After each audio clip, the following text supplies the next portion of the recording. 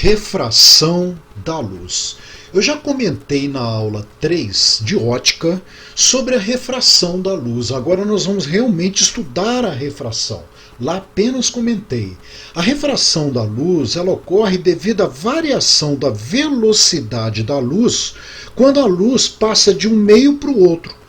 Por exemplo, do ar para a água. Quando a luz passa do ar para a água, vai haver uma diminuição na velocidade da luz. A esta variação da velocidade nós chamamos de refração. E junto com essa variação da velocidade, na maioria das vezes, ocorre também uma variação na direção. Como eu estou mostrando aqui. Tá vendo? Você observa que aqui é uma foto de laboratório, né? Como ocorre essa variação de direção? Mas nem sempre ocorre essa variação de direção. Se você incidir, por exemplo, o laser perpendicularmente aqui na água, ele não vai desviar. Mas a gente sabe que a luz varia a velocidade. Vai ocorrer a refração, porque a refração não é devido à variação da direção, e sim à variação da velocidade. Então você tem que ter muito cuidado com isso, inclusive em perguntas conceituais, tá? Na hora de uma prova aí. Porque pode haver a refração sem que ocorra a variação da direção. Tá? No caso aí, por exemplo, de incidência perpendicular ao líquido aqui. O índice de refração é exatamente vai ser uma comparação entre a variação dessas velocidades. Ok? Então nós vamos trabalhar primeiro aqui com o índice de refração absoluto. O que é isso? É comparar a velocidade em qualquer meio, né, a velocidade da luz em qualquer meio, com a velocidade da luz no vácuo. A velocidade da luz no vácuo é cerca de 299.793 km por segundo. Então, normalmente, a gente adota para fins de cálculo 300 mil km por segundo, para ficar mais simples, ficar mais fácil o problema. Tá? Então, olha só, o índice de refração é a razão entre a velocidade da luz no vácuo pela velocidade da luz no meio. Isso nós chamamos de índice de refração absoluto. Esse índice de refração absoluto ele é adimensional. Por quê? Você vai ter aqui no numerador quilômetros por segundo, no denominador quilômetros por segundo. Vai simplificar, vai ficar um número. E esse índice de refração ele vai significar para a gente quantas vezes a velocidade da luz no vácuo é maior que a velocidade da luz no meio. Então vamos às observações. Como o índice de refração é inversamente proporcional à velocidade da luz no meio, quanto maior o índice de refração no meio, menor será a velocidade de propagação da luz nesse meio. Ou seja, quanto menor a velocidade da luz no meio, dizemos que ele é mais refringente. Então vamos voltar aqui, tá? Olha, você está comparando aqui a velocidade da luz no vácuo com a velocidade da luz no meio. Quanto menor a velocidade da luz no meio, maior vai ser o índice de refração. Então a gente diz então que é um meio mais refringente. Tá? Quanto menor a velocidade, é inversamente proporcional aqui, né? Porque vamos supor que a velocidade da luz no meio aqui seja metade da velocidade da luz no vácuo. Olha, então na hora que você divide vai dar 2. Então n igual a 2 significa que a velocidade da luz no vácuo é 2 vezes maior que a velocidade da luz num outro meio aí. Tá? Então, voltando aqui, né, a primeira observação é isso aí. A segunda observação, o índice de refração é adimensional, que eu comentei também, né? E normalmente é maior do que 1. Ele será igual a 1 no vácuo, né? Porque se você tiver a velocidade da luz aqui no vácuo, C por C vai ser 1. Mas normalmente a velocidade da luz é menor do que a velocidade da luz no vácuo. Então vai ser um número maior do que 1. A velocidade da luz no ar é muito próxima da velocidade da luz no vácuo. Então, normalmente, a gente adota o índice de refração no ar igual a 1. O índice de refração relativo entre dois meios é a razão entre o índice de refração entre o meio 1 e o meio 2. Tá? Aí você vai estar comparando dois meios que não sejam vácuo. Tá? Então vamos supor que eu fale aí que a água sai, desculpa, a luz, por exemplo, sai da água para o óleo. Ok? Eu estou comparando aí dois meios completamente diferentes, ok? Que não comparado com ar e vácuo, né?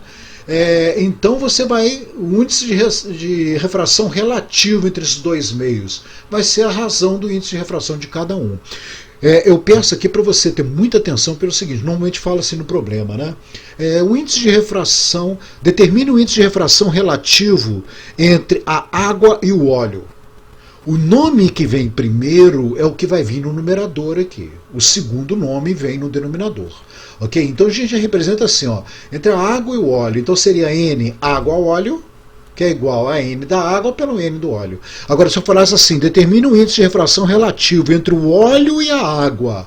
Aí o óleo seria no numerador e a água no denominador. Tá? É simples, né? A partir dessa igualdade, chega-se facilmente à igualdade.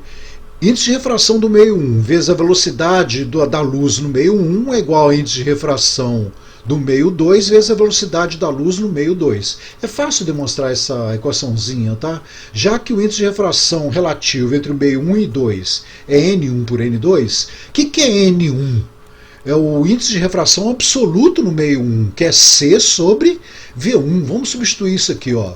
Eu vou ter C sobre V1 e N2, índice de refração absoluto do meio 2, que vai ser C sobre V2. Olha, eu posso simplificar aqui, nem para você multiplicar invertido aqui, ó, C com C, vai simplificar. Multiplicando invertido, você vai ter aí, então, que N1 por N2 será V2 dividido por V1. Olha, multiplica isso aqui agora assim, né, cruzado aqui, ó, eu vou ter N1 vezes V1, N2 vezes V2, eu chego nessa equaçãozinha aqui, tá bom? Vamos uns exercícios aqui, tá? Vamos ver como é que é simples isso. A velocidade de propagação da luz no vidro é de 1,5 vezes 10 elevado a 8 metros por segundo, né? Então vamos lá, solução é de 1,5 vezes 10 elevado a 8 metros por segundo. Calcule o índice de refração desse vidro. Quer dizer, eu quero aqui o índice de refração absoluto, né, desse vidro, dado que a velocidade da luz é 3 vezes 10 elevado a 8 metros por segundo. Então vamos usar a equação. N vai ser igual à velocidade da luz no vácuo pela velocidade da luz no vidro. Substituindo o numerador 3 vezes 10 elevado a 8 metros por segundo, vê que isso aqui é 300 mil quilômetros por segundo. Eu passei aqui para metros por segundo, né? Já foi dado direto. Dividido por 1,5 vezes 10 elevado a 8 metros por segundo, que é a velocidade da luz no vidro. Olha, 10 elevado a 8 com 10 elevado a 8 você pode simplificar. Metro por segundo você pode simplificar também. E aí fica 3 dividido por 1,5 é igual a 2. Então o que significa isso? Que a velocidade da luz é 2 vezes maior que a velocidade da luz no vidro. Simples, né? Vamos para o número 2.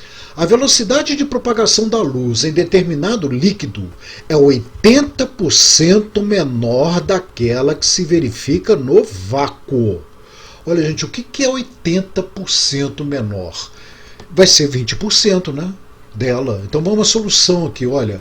A velocidade da luz no meio vai ser igual a 20% da velocidade da luz. Tá? Então eu falo aqui, ó, a velocidade de propagação da luz no determinado líquido é 20% da velocidade da luz, ou seja, 0,2 de C. Ok? 0,2 equivale a 20 por 100, né? 20%. Bom, menor daquela que se verifica no vácuo. Determine o índice de refração absoluto desse líquido. Olha, eu quero então N é igual a C sobre V. Então, olha, substituindo aqui, o que eu tenho? Que a velocidade da luz no meio é 0,2 de C. Eu vou substituir aqui, olha, no denominador. Tá? Então eu vou ter, olha, numerador, a velocidade da luz, no denominador 0,2 de C. Simplifica. C com C. Tá? Você vai ter 1 sobre 2 décimos. Imagina aqui, no denominador, 2 sobre 10. Como é que você resolve? Multiplica invertido, vai dar 10 sobre 2. Tá? Então é a mesma coisa que 10 sobre 2 é igual a 5. É o índice de refração deste líquido. Vamos ao número 3. Se o índice de refração de uma substância X em relação a outra Y é 0,66, olha o que eu estou falando, hein? X em relação a Y. Então o que nós vamos fazer? Olha, o N de X em relação a Y é 0,66. Esse NX vai estar no numerador e o NY no denominador. Bom, continuando. E o índice de refração absoluto de Y é 1,5, ou seja, NY é igual a 1,5. Eu quero saber quanto que vale NX. Então, olha, o N de XY não é igual a NX por NY? Eu dei para você o índice de refração relativo entre os dois meios, NXY 0,66 e o NY que é 1,5. Eu quero achar o NX. Então é só substituir, né? Você terá aí 0,66 é igual a NX dividido por 1,5.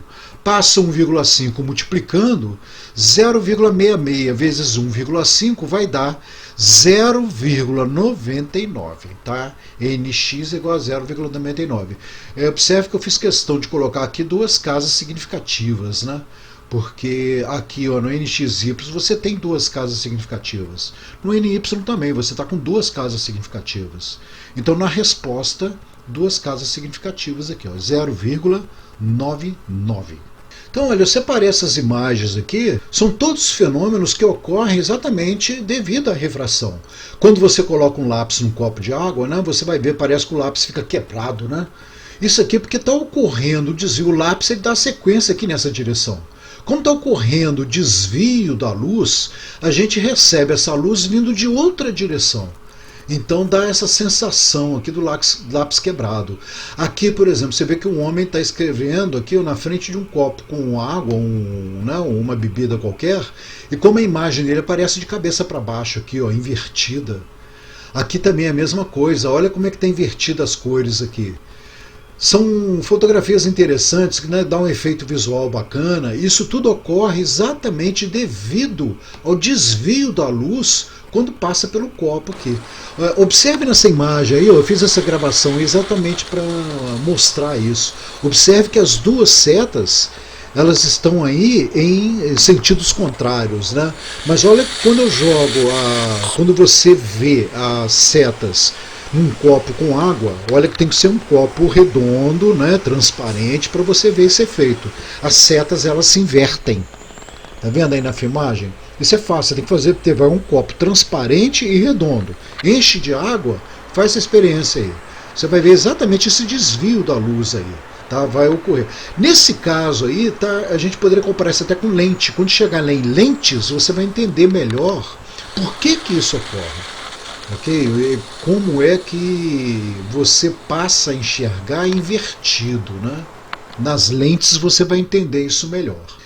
Se duas substâncias tiverem índices de refração iguais, um é invisível em relação ao outro.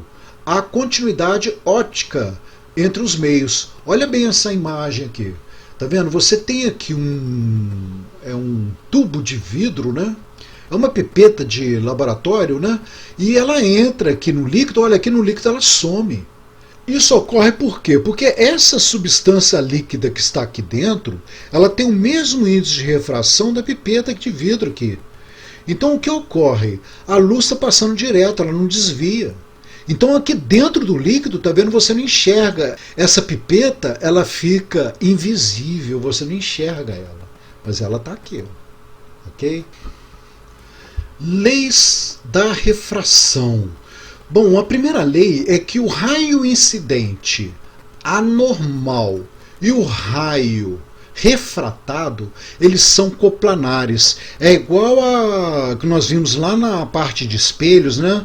O raio incidente, o raio refletido e anormal pertencem ao mesmo plano. Aqui é a mesma coisa. não irá mudar o plano, tá? O raio incidente, o raio refratado e a normal são coplanares. Eu já vou aproveitar essa figura aqui para você ver aqui o que vai ser importante para a gente. Olha, eu tenho aqui o meio 1, meio 2, por exemplo, ar e água. Tá? O raio de luz incidente ele vai fazer um certo ângulo com a normal, que nós chamamos de ângulo de incidência. Tá? E o raio refratado também vai fazer um certo ângulo com a normal, que nós vamos chamar ângulo de refração aqui, tá? Que é o ângulo do raio refratado com a normal. Ok? Nesse caso aqui você vai estar vendo assim, ó, N2 é maior do que N1, porque vai estar aproximando da normal aqui. Então nós vamos saber que o índice de refração do meio 2 é maior do que o N1, ou seja, a velocidade da luz no meio 2 é menor que a velocidade da luz no meio 1. Tá? Quando isso acontece, o raio de luz aproxima da normal aqui. Nós vamos ter uma equação para isso aí para entender melhor, tá? A segunda lei, para um raio de luz monocromática uma luz, uma cor só, né? Passando de um meio para o outro, é constante o produto do índice de refração em que se encontra esse meio com o seno do ângulo formado entre esse raio e a normal. Opa, tem um O aqui, tá? Esse O aqui tá, não era para estar aqui não. É entre o raio e a normal, ok? Entre o raio e a normal. Quando eu passar aí vai aparecer o O aqui outra vez, porque está na sequência, hein? Então o que significa isso que eu falei aí? Olha, que N1 seno do ângulo de incidência será igual a N2 vezes o seno de refração. Então olha bem aqui comparando com a figura, hein? O N desse meio vezes o seno desse ângulo de incidência será igual ao N do segundo meio vezes o seno desse ângulo de refração. Então, essa igualdade ela é importantíssima para nós desenvolvermos os problemas. Bom, observe que eu falei aqui um raio de luz monocromática, porque também já vimos lá na aula 3, eu já comentei sobre isso, né, que uma luz policromática ela tem todas as cores misturadas aí, não várias cores misturadas, por exemplo, a luz branca, ela é policromática. Então, quando incide de um meio para o outro, cada cor vai desviar de uma maneira diferente. Por quê? Cada cor vai ter uma certa velocidade quando passa para o meio 2. As velocidades são diferentes, então cada cor desvia de maneira diferente. Então nós vamos estudar isso aí melhor lá em prismas, tá? Porque o que acontece? Num prisma, a luz vai desviar duas vezes quando passa de um meio para o outro. Tá? Ela vai vir do ar, penetrando no prisma, que é de vidro, e depois sai para o ar novamente. Então você vai ter dois desvios, e aí a gente percebe melhor essa separação das cores. Mas você vai ver, inclusive vai ter problema para frente aí, ou na lista de exercício, onde eu coloco assim, o índice de refração da cor vermelha para um certo meio vale tanto. É porque eu especifico, cada cor vai ter um índice de refração. Bom, quando a luz incide normalmente, né? Olha, incidência normal é aquela onde o raio incidente é perpendicular à superfície de separação entre os dois meios. Portanto, o raio refratado não sofre desvio, né? Aquilo que eu comentei no início aí, quando você incide a luz perpendicularmente aqui, não vai haver desvio. Mas está ocorrendo refração, tá? O raio refratado aí, ele está mudando de velocidade. Ocorre uma variação de velocidade. Não ocorre uma variação na direção, mas a refração está ocorrendo. Passa do meio 1 para o meio 2. Se a luz não incidir perpendicularmente na divisa entre os dois meios, podemos fazer uma relação entre a velocidade da luz em cada meio e o ângulo de incidência e refração. Vamos ver como é que você pode fazer essa relação. Olha, nós já conhecemos, sabemos que N1 seno de incidência é igual a N2 seno R. Quem que é N1? É um índice de refração no meio 1. Que vai ser a razão entre a velocidade da luz no vácuo pela velocidade da luz no meio 1. Vamos substituir isso aqui, olha. Então eu vou ter assim, ó, N1 C por V1 vezes o seno de incidência é igual a N2, que é C por V2, vezes o seno do ângulo de refração. Pode simplificar o C aqui, olha, simplifica, né? C com C aí. Passa o V1 multiplicando para cá, né? Então eu vou ter V1 sobre V2 e o seno do R dividindo para cá. Eu vou ter seno I por seno R. Então, olha, V1 por V2 é igual a seno I por seno R. Esta é a relação que nós temos entre a velocidade da luz em cada meio pelo seno de incidência, seno de refração. Ok? Observe que você vai sempre pegar assim, meio 1 para o meio 2, né? Ou se fosse meio 2 por N por meio 1 aqui, então você teria que pegar, a luz estaria incidindo do meio 2 para o meio 1. Aqui no caso, a luz está incidindo do meio 1 para o meio 2. Tá? Então você vai fazer V1 para o V2, seno I para o seno R. Se fosse do meio 2 para o meio 1, né? Seria fazer V2 para o V1, seno I para o seno R. Tá? Esse lado aqui continua sendo o mesmo. Ok? Eu estou pedindo assim para você tomar cuidado com o lado esquerdo aqui. O lado esquerdo você sempre vai pegar, né? O meio de incidência. Tá? Então você tem a velocidade da luz no meio de incidência pela velocidade da luz no meio refratado. Vai ser seno de incidência pelo seno de refração. Então vamos a mais um exercício de aprendizagem. A figura mostra um raio de luz monocromática passando do meio 1 para o meio 2. Olha só, ela incide e refrata aqui. Ó. Observe que está aproximando da normal aqui. O meio 1 é o ar. N do ar aqui ó, igual a 1. E o meio 2 tem um índice de refração igual a raiz quadrada de 3. Determine o ângulo de refração. Eu quero achar o valor desse R aqui, desse ângulo de refração. Ok? Então vamos lá, né? Solução. Vamos pegar os dados aí. Como eu já quero aqui, não, olha, eu tenho o índice de refração do meio 1 do meio 2. E eu tenho um ângulo de incidência. Então a gente vai poder substituir direto aí. Ó. N1 seno de incidência é igual a N2 seno R. Observe, tá, que eu não comentei lá anteriormente, essa equação aqui, né? Eu falei o seguinte, quanto maior o índice de refração do meio, menor é esse ângulo. É uma lógica, né? Por causa dessa igualdade aqui, ó. À medida que você aumenta o valor de N, o seno do ângulo vai diminuir. Então o ângulo vai diminuir. Ok? Então, quando passa de um meio menos refringente para um mais refringente, o raio refratado aproxima da normal. Se fosse, por exemplo, do líquido 2 para o líquido 1, o raio refratado ia afastar da normal, tá vendo? O índice de refração desse meio 1 aqui é menor do que o do meio 2. Como é menor, o ângulo vai aumentar, ele estaria afastando aqui. Tá? No nosso caso aqui é o contrário, ele está aproximando, né? Meio 1 para o meio 2 aqui. Então, olha, vamos substituir os valores, eu quero saber o valor de R. Olha, foi dado N1, que o ar é 1, né? O seno de incidência vai ser seno de 60, então você vai ter ó, 1 vezes seno de 60, vai ser igual a N2, que é a raiz quadrada de 3, vezes o seno R. Olha, seno de 60 é raiz de 3 sobre 2, né? Então você vai ter 1 vezes raiz de 3 sobre 2 é igual a raiz de 3 vezes seno R. Olha, raiz de 3 com raiz de 3, dá para simplificar aqui, né? É como se passasse o raiz de 3 dividindo. Então dá para simplificar. Eu vou ter que o seno de R é igual a meio. Qual é o ângulo cujo seno vale meio?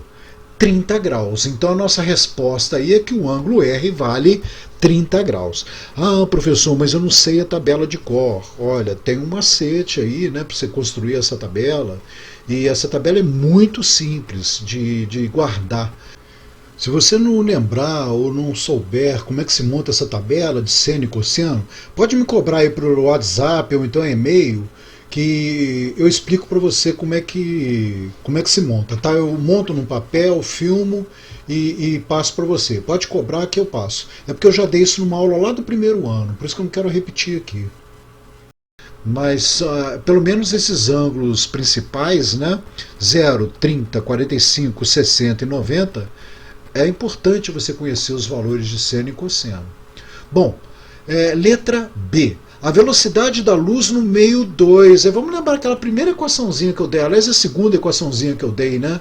Que é o n com relação à velocidade da luz. Ela parece com essa equação aqui, só que vai ser n1v1 igual a n2v2, né? Então qual é a velocidade da luz no meio 2? n1v1, n2v2. Substituindo aí, o n1 vale 1, a velocidade da luz no meio 1 vale 300 mil quilômetros por segundo. Foi dado aqui, né? Que é 3 vezes 10 a 8 metros por segundo. Então eu vou ter aqui, ó, 1 vezes 3 vezes 10 a 8 metros por segundo vai ser igual a N2, que é a raiz de 3 vezes V2. Passa o raiz de 3 dividindo, você vai ter 3 10 a 8 dividido por raiz de 3. Bom, o que eu faço agora? Racionalizo isso aqui, né? Multiplico o numerador e o denominador por raiz de 3. Você fazendo isso, você passa a ter 3 raiz de 3 vezes 10 elevado a 8, né? Multipliquei aqui. Raiz de 3 vezes raiz de 3, raiz de 9. Que vai dar 3 aqui no denominador, né? Aí você pode simplificar. 3 com 3 simplifica. A velocidade no segundo meio será raiz de 3 vezes 10 elevado a 8 metros por segundo, né? Porque a minha unidade aqui está em metros por segundo. Vamos a outro problema. Uma luz monocromática violeta e uma luz monocromática vermelha propagam-se em um tipo de vidro com velocidade 1,96 vezes 10 elevado a 8 e 1,98 vezes 10 elevado a 8 metros por segundo, respectivamente. Vamos calcular o índice de refração desse vidro, né, para a luz violeta e para a luz vermelha. Então, olha, solução. Vamos calcular o índice de refração desse vidro para a luz violeta. Então eu tenho que o índice de refração é igual à razão entre a velocidade da luz no vácuo pela velocidade da luz no meio. Nós vamos substituir então essa velocidade da luz no meio aqui pela velocidade da luz violeta. Então n da luz violeta vai ser igual a 3 vezes 10 elevado a 8, que já tinha sido dado aqui no problema, dividido por 1,96 vezes 10 elevado a 8 metros por segundo. Olha, 10 a 8 por 10 a 8 você pode simplificar, metro por segundo simplifica, 3 dividido por 1,96, 1,53. Esse aí é o índice de refração do vidro para a luz violeta. Agora vamos calcular para a luz vermelha. Índice de refração do vermelho vai ser a velocidade da luz no vácuo dividido pela velocidade da luz vermelha no vidro. Bom, aqui é 10 a 8 com 10 a 8, metro por segundo, tudo vai simplificar aí, né? 3 dividido por 1,98 vai dar 1,51. Número 6. A figura indica a trajetória de um raio de luz que passa de uma região semicircular que contém ar para outra de vidro, ambas de mesmo tamanho e perfeitamente justapostas. Determine o índice de refração do vidro em relação ao ar. Olha que eu estou querendo vidro em relação ao ar, ou seja, N do vidro por N do ar. Olha, esse problema é interessante, tá? E é clássico. Eu lembro quando eu dava isso em prova, o aluno às vezes ficava assim, um aluno que se prende simplesmente à fórmula, né? Ficava assim, está faltando dado, você não deu o ângulo de incidência, o ângulo de refração, mas você tem tudo aqui para calcular isso. Então, olha, vamos lá, solução do problema. Você conhece a equação N1 seno I é igual a N2 seno R, ou seja, o índice de refração do ar vezes o seno de incidência. Qual é o ângulo de incidência? Esse ângulo que você tem aqui em cima. Ó. Você vai ter aqui o ângulo de incidência e o ângulo de refração. Isso vai ser igual a N do vidro vezes o seno de R, que é o seno desse ângulo do refração aqui, né? Esse ângulo de refração. Ah, mas você não deu os ângulos. Mas qual que é a definição de seno? Não é cateto oposto sobre a hipotenusa? Olha, a hipotenusa aqui é o raio da circunferência aqui. Então isso é a hipotenusa. Então você conhece o raio aqui e o raio aqui. O raio é igual, ó. Tá? Então, por definição, vamos lá. N do ar vezes o seno de incidência. Quem que é o seno de incidência aqui? Cateto oposto, que é 9 dividido pelo raio. Então, olha só, eu vou deixar N do ar, tá? Não vou substituir por 1 aqui não. O que eu quero é a relatividade entre os dois aqui, né? Então, a N do ar, que multiplica seno de incidência cateto oposto, que vale 9, dividido pelo raio, que é a hipotenusa aqui, ó. Isso é igual a N do vidro vezes seno de R, cateto oposto, 6, dividido pela hipotenusa, que vale R. Olha, como eu tenho R aqui, eu posso simplificar, né? Simplifica R, e olha, eu posso fazer o quê? Passar o 9 dividindo ou 6. Aqui que vem o problema, olha. Determina o índice de refração do vidro em relação ao ar. Então o vidro não vem primeiro? O vidro vai ficar no numerador. Então eu vou deixar aqui o N do vidro no numerador e vou passar o N do ar dividindo. Vai ficar N do vidro dividido pelo N do ar. Tá? O ar veio dividindo. Então eu tenho que pegar esse 6 aqui e passar ele dividindo. Vai dar 9 dividido por 6, olha lá, 9 sextos. Dá para simplificar aí por 3, né? 9 por 3 vai dar 3 e 6 por 3, 2. 3 dividido por 2. 3 dividido por 2, 1,5. Está aí a resposta do problema. O índice de refração do vidro em relação ao ar é igual a 1,5. Ângulo limite. Eu acho essa parte muito interessante. Olha só, quando a luz passa de um meio mais refringente para um meio menos refringente, como já vimos, o raio refratado se afasta da normal. Esse ângulo de refração poderá ser, no máximo, 90 graus. Pois, não vou nem acabar de ler aqui. Olha só, vamos ver, olha só que interessante. Você vai, por exemplo, você coloca um laser no fundo da água, tá? Você tem um aquário aqui, água para o ar. Tá? Aí você coloca um laser no fundo do aquário, liga esse laser apontando para cima. Olha, você sabe que está vendo refração aí, está saindo da água para o ar, a velocidade da luz está variando, só que não está sendo mudada a direção, tá? Porque você está incidindo perpendicularmente. Mas se você inclinar um pouquinho esse laser, como está passando do meio mais refringente para o meio menos refringente, você já sabe que vai haver uma refração aqui, vai haver um desvio desse raio de luz. Bom, vamos inclinar mais esse raio. Você vai aumentar o desvio, vai aumentando esse desvio aí.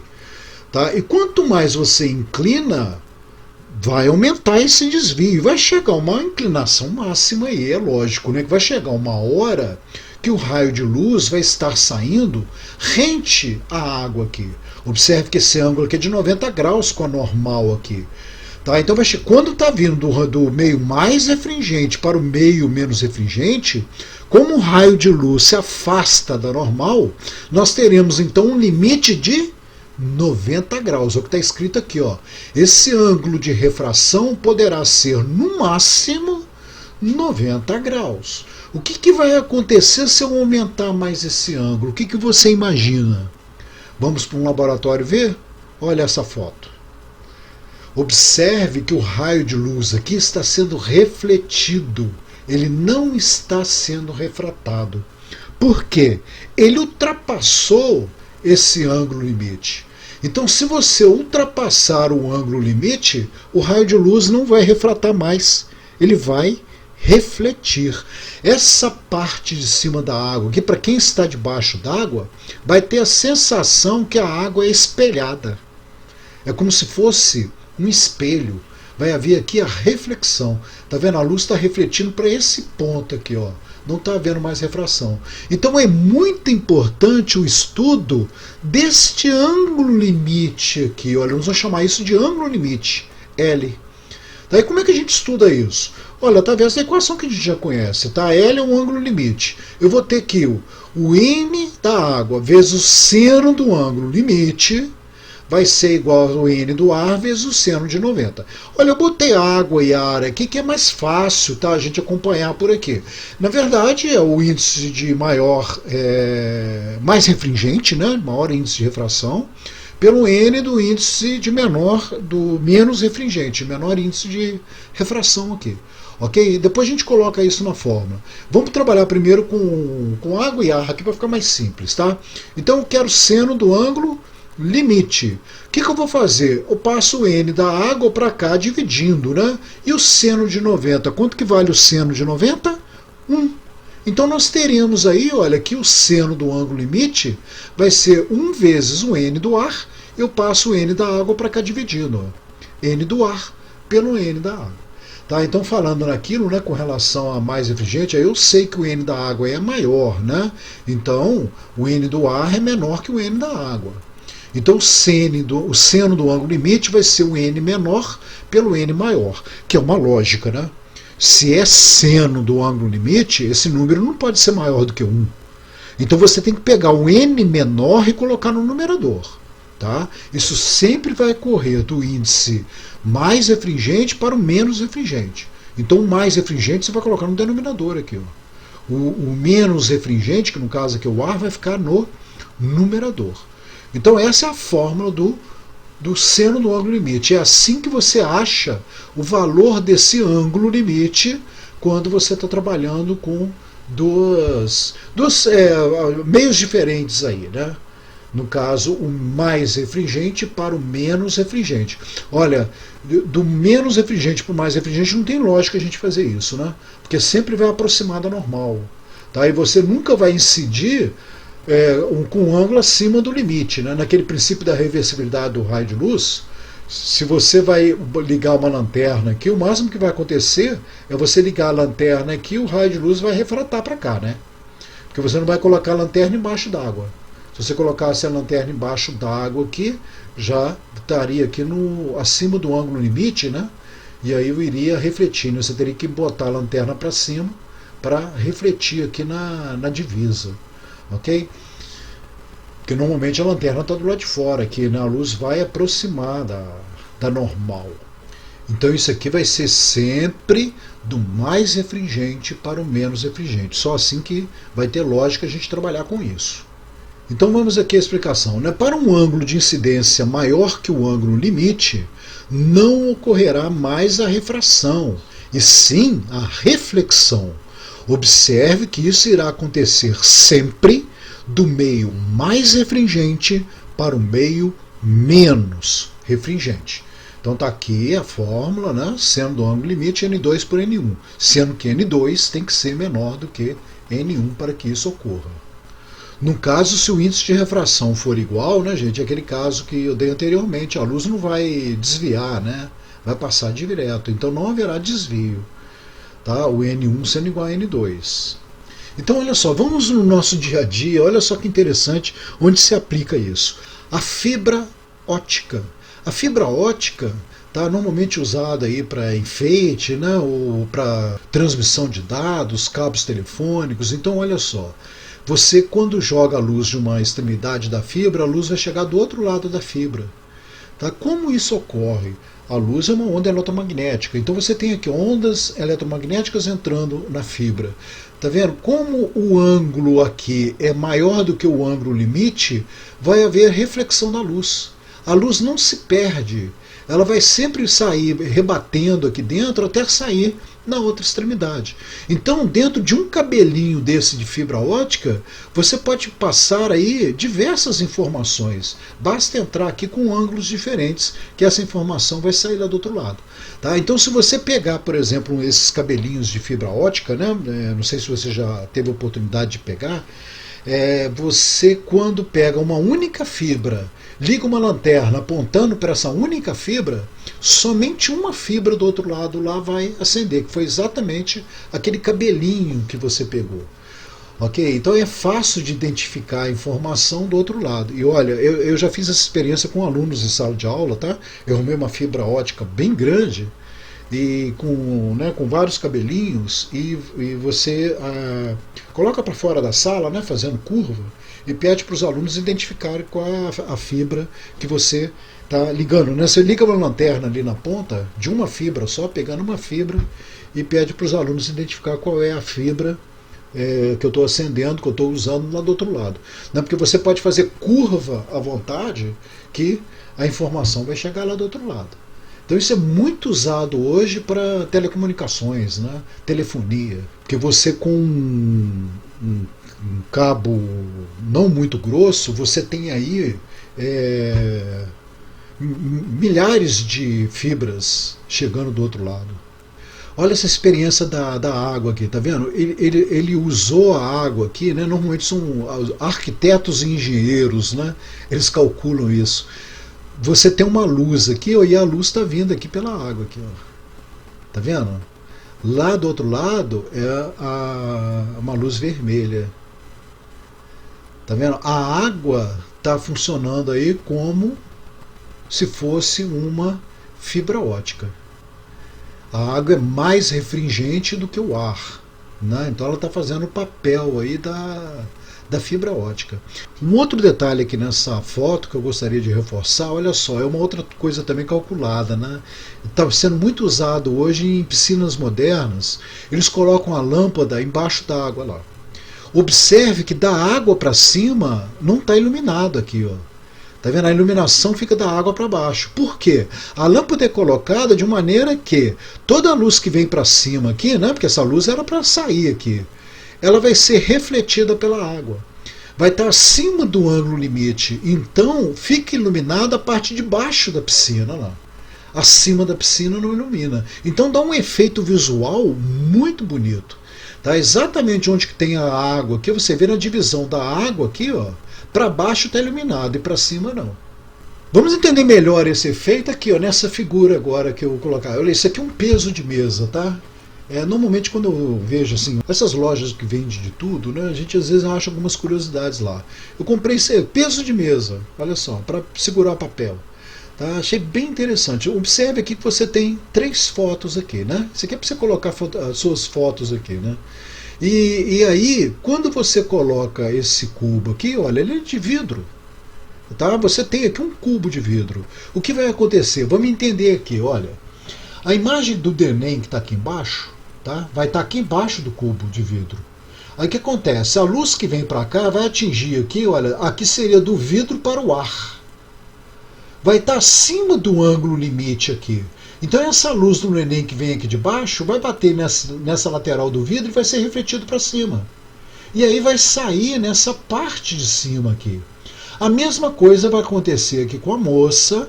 Tá? A luz que vai entrar aqui na lateral, ela vai entrar na lateral indo para todas as direções, mas a luz da lateral que vem aqui para cima vai ser refletida e só vai sair desse lado aqui.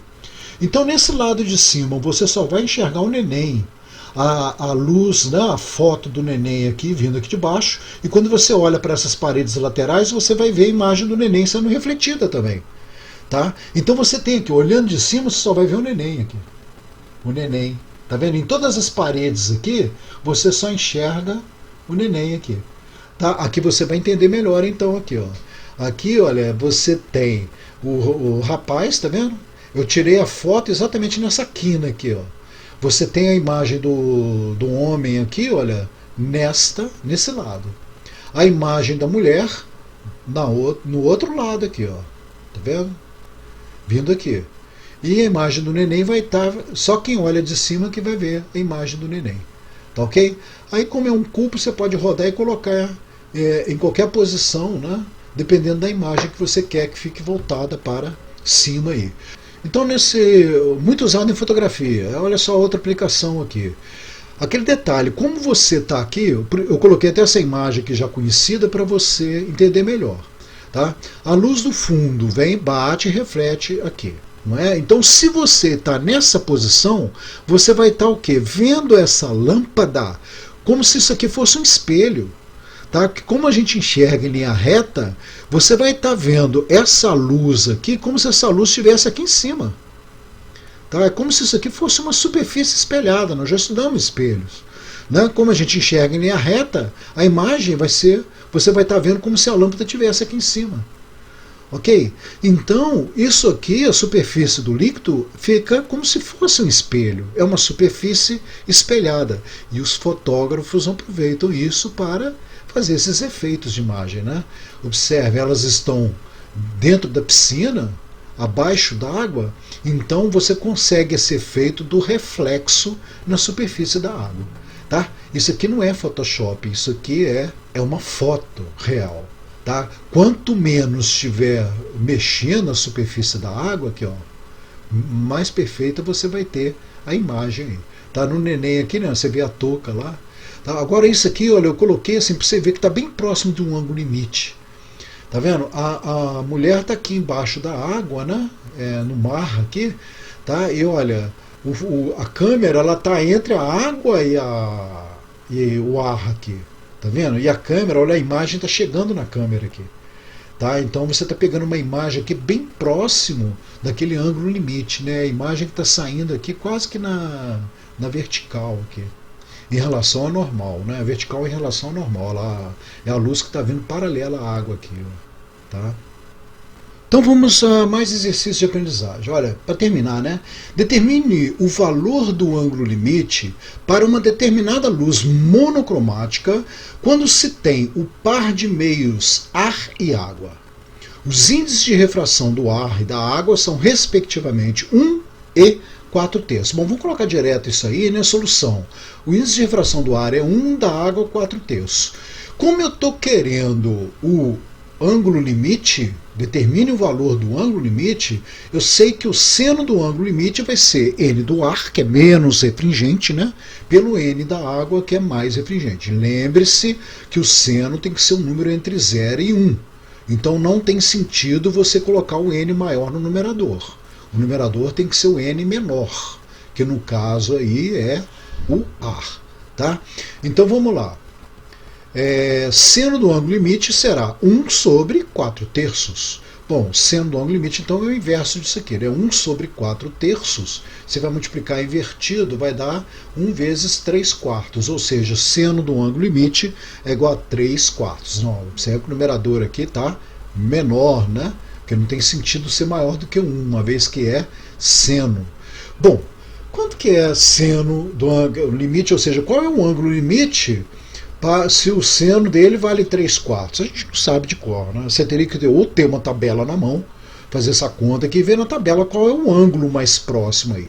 Como a gente não sabe de cor esse resultado, então a gente coloca como resposta que o ângulo limite é igual ao arco cujo seno vale 3/4 aí. L é igual arco cujo seno é igual a 3/4. Tá bom? Esta é a resposta. Bom, vamos ao último problema aqui, tá? Eu não quero que você se assuste com ele, tá? Você já viu que a matéria é simples, tá? Eu fiz questão de colocar esse oitavo aqui, porque é aquele negócio que eu já comentei, né? Se o professor quiser complicar, ele complica, tá? Mas a tendência é sempre você ter exercícios mais fáceis na hora de desenvolver uma prova. Porém, esse 8 ele é clássico. Tá? Então, assim, eu costumava bem cobrar isso nas minhas provas. Tá? Então, por ser um problema clássico, né, eu acho interessante a gente desenvolver ele. Você vai ver que nós vamos precisar um pouquinho mais de algebrismo, tá? Ou trigonometria aqui. Olha, uma lâmpada acesa de dimensões desprezíveis está no fundo de uma piscina cuja profundidade é 2 metros.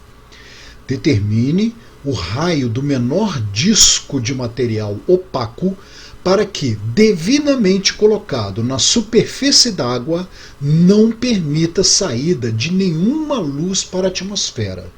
Foi dados o índice de refração do ar e da água. Então olha só o que eu estou falando aí, tá? A solução. Vamos desenhar. Eu tenho uma lâmpada no fundo da piscina, eu conheço a profundidade da piscina, aqui é 2 metros. Coloquei uma lâmpada acesa lá no fundo. Então o que vai acontecer? A luz vai sair, tá? Em diversas direções, a luz perpendicular aqui está saindo, tá vendo? Parte da luz aqui sai. Mas aqui você está tendo aqui já o ângulo limite. Então parte da luz, acima desse ângulo limite, a luz vai ser refletida aqui. Ela não vai refratar mais. E a ideia é exatamente essa. Eu estou querendo colocar um disco aqui em cima, de maneira que esse disco não deixe a luz sair. Tá? Eu vou ir e voltar aqui para você ver. A luz estava saindo, eu vou colocar um disco ali para impedir que essa luz saia. Tá? Eu quero saber qual é o menor raio desse disco. Tá? Então, olha, eu vou colocar o disco, eu quero conhecer o raio. O raio é a distância aqui desse centro até a extremidade. Eu quero conhecer esse raio do disco. Essa é a informação que eu quero calcular. Tá? Então observe, eu vou trabalhar em cima desse ângulo limite aqui. Eu estou trabalhando entre água e ar. Tá? Então, olha, já te coloquei direto aqui, porque já foi calculado aqui no anterior, né? Seno no ângulo limite, n do ar por n da água, que vai ser 3/4, olha, já foi calculado aqui, né? 3/4, né? Você pega lá, o n do ar é 1 por 4/3, foi esse desenvolvimento aqui. Então eu já cheguei nessa resposta, 3/4. Bom, o que eu vou fazer agora? Olha, eu vou ter que comparar agora esse triângulo aqui, né? Porque nós vamos formar um triângulo ali, olha, com esse raio, que eu quero descobrir o raio. Tá? Então o que eu terei aqui? Olha, o seno desse ângulo aqui, ó, que é o seno do ângulo limite, não é cateto oposto pela hipotenusa? Então o seno de L vai ser igual ao cateto oposto, que equivale ao raio, dividido pela hipotenusa, que é x. Olha, eu não sei nada sobre essa hipotenusa, nós vamos ter que correr atrás disso aí. Tá? Porque o seno do ângulo limite eu já sei, olha, vale 3/4. Mas aqui eu não conheço nem o R nem o X, eu quero calcular o R. Tá? Mas de qualquer maneira, vamos substituir aqui, ó, 3/4 no seno do ângulo limite é igual a R dividido por X. Eu estou querendo o R. Mas para achar o R, eu vou ter que achar o valor de X. Então quanto que vale X? 4R dividido por 3, né? Olha, eu passei o X para cá multiplicando, né? Olha, 4R seria igual a 3x, depois passo 3 dividindo, né? Então você tem que x é igual a 4R dividido por 3. Bom, o que nós vamos fazer agora? X vezes cosseno desse ângulo, não é o cateto adjacente? Então, se você pegar x e multiplicar o cosseno de L, você vai obter 2 metros. Olha, x cosseno L é igual a 2. Bom, mas e agora? Continuo com duas variáveis aqui, né? Se eu substituir o x por 4R sobre 3, eu vou ter ali, ó, 4R sobre 3 vezes o cosseno de L é igual a 2. Bom, quem é o cosseno de L? Olha, eu sei que existe uma relação trigonométrica que seno ao quadrado de L mais cosseno ao quadrado de L é igual a 1. Você conhece essa relação? Trigonometria. Tá? Então, usando isso aqui, nós vamos chegar no valor desse cosseno de L. Olha, seno ao quadrado de L. Eu sei aqui, ó, o seno de L não é 3/4. Então eu terei aqui, ó, 3/4 elevado ao quadrado. Mais cosseno ao quadrado de L é igual a 1. Bom, vamos resolver isso aqui, né? Eu posso passar isso para lá subtraindo e elevando ao quadrado aqui, ó.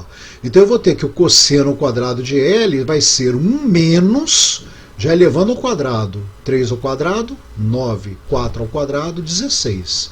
O que eu faço aqui? Tiro o mínimo vai dar 16. 16 por 1, 16, vezes 1, 16. 16 por 16, 1 vezes 9, menos 9.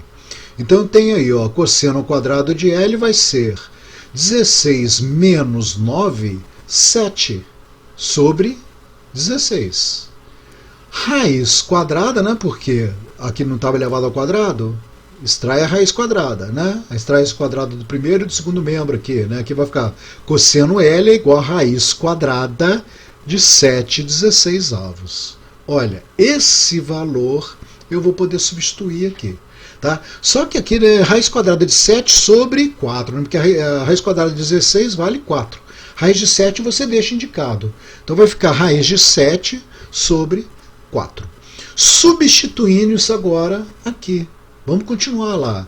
4R sobre 3, que multiplica cosseno de L, que é raiz de 7 sobre 4. Isso é igual a 2. Olha aqui, ó, 4 com 4 eu posso simplificar. Observe que aqui a minha única incógnita agora é o R, né? A única variável aqui, né, que eu vou achar é o valor do R. 4 com 4 ali, ó, simplifica. O que eu vou ter aí? Eu posso passar o 3 para cá multiplicando, 3 vezes 2, 6, raiz de 7 dividindo. Né? Então eu terei que o R vai ser 6 sobre raiz de 7. Racionaliza, né? Não vai deixar a resposta assim, fica feio, né? Racionaliza, vezes raiz de 7 sobre raiz de 7 vai dar 6 raiz de 7 sobre 7 é a resposta do problema. Tá bom? Você vê que o problema não é difícil, né? Ele ficou assim um pouquinho mais complicado porque exigiu um conhecimento maior aí de trigonometria, e você observa o seguinte, que você teve que correr atrás, né?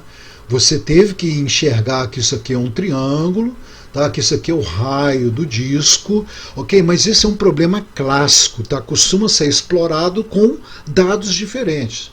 Então, uma vez que você já viu, na hora que for dado para você aí, você vai lembrar aí. Tem que lembrar que você tem que correr atrás desses resultados aí. Comparar o que você já conhece do ângulo limite com esse triângulo retângulo que é formado, né? Bom, aí ficam os exercícios, tá? E a próxima aula nós vamos continuar trabalhando com refração.